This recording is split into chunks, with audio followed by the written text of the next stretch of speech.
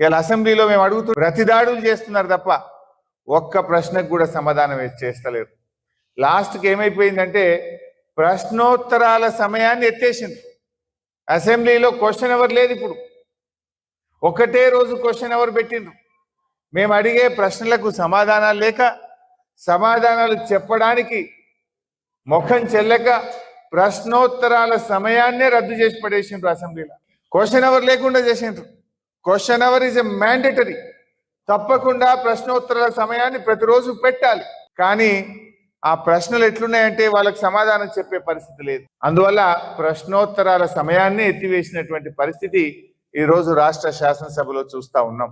అందుకే పిలుపునిస్తున్నాం, రైతాంగం ఎక్కడికక్కడ కాంగ్రెస్ నాయకులను నిలదీయండి. 2 లక్షల రుణమాఫీ మీద ప్రశ్నించండి. ఎందుకంటే రుణమాఫీ అయిపోయింది అంటున్నారు.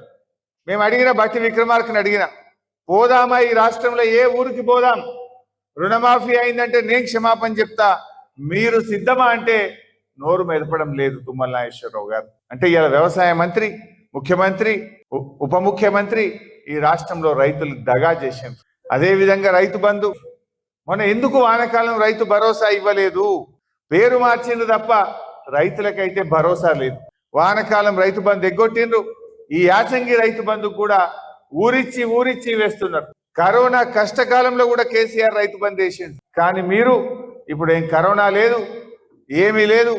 ఇలా కాంట్రాక్టర్లకు బడా కాంట్రాక్టర్లకు బిల్లులు ఇస్తున్నారు. ఈ రాష్ట్రంలో 14,000 కోట్ల రూపాయలు కాంట్రాక్టర్లకు, బడా కాంట్రాక్టర్లకు బిల్లులు ఇచ్చారు. బడా కాంట్రాక్టర్లకు 14,000 కోట్లు బడా కాంట్రాక్టర్లకు ఇవ్వడానికి బిల్లులు వస్తాయి. రైతు బంధు ఇవ్వమంటే డబ్బులు ఉండయి మీకు. రిటైర్ అయిన ఉద్యోగులకు ఇవ్వమంటే డబ్బులు ఉండయి మీకు. ఇలా అంగన్వాడీ టీచర్లకు ఇవాళ 25వ తారీఖు, ఈ రోజు కూడా ఈ రాష్ట్రంలో అంగన్వాడీ టీచర్లకు జీతాలు పడలే. 1వ తారీఖే జీతాలు ఇస్తున్నామని చెప్తున్నారు. చిరు ఉద్యోగులు అంగన్వాడీ టీచర్లకు ఇవ్వాలటి కూడా ఈ రాష్ట్రంలో జీతాలు పడని పరిస్థితి ఉన్నది. ఇది చాలా మోసపూరితమైన ప్రభుత్వం. కేవలం మాటలే తప్ప చేతలు లేవు. ఎక్కడ కూడా అభివృద్ధి జాడలేదు.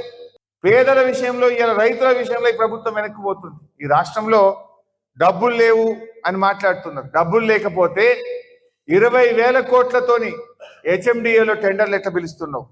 15,000 కోట్లతోని Hyderabad metro water works HMWS లో టెండర్లు ఎట్లా పిలుస్తున్నావు?